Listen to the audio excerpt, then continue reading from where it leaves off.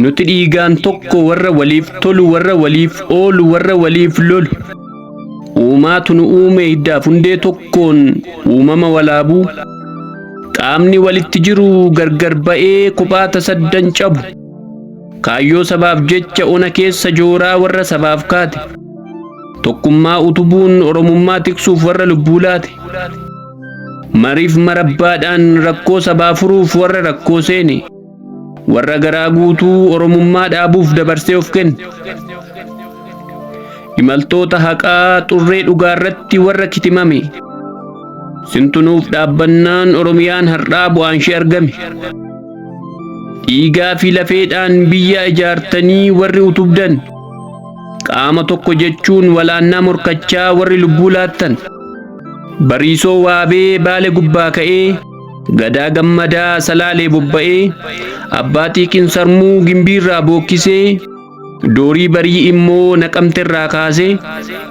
irranaa qacalee kibba bahaa dhufee faafamaa dooyyoo immoo baa keessaa dhufee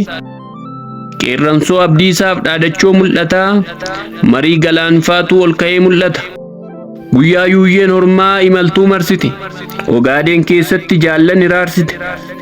dachee akaldaamaa yaa dachee shinniigaa jaallanat nyaatteen baronneen nu dhiiga kutaaf amantaadhaan dafaa gargar ba'aa jecha sumaalotaa nuti dhiiga afaadhaan tokko nuti gargar hin baanu deebii oromootaa warra dhiigni isaanii ona ogaadeetti rasaasaan gajjigde reeffa nama kurnaa guyyaa bool'i tokko walitti qadaadde jaallan lubbuu qaalii warra nuuf gumaachee warra dhaa biqilche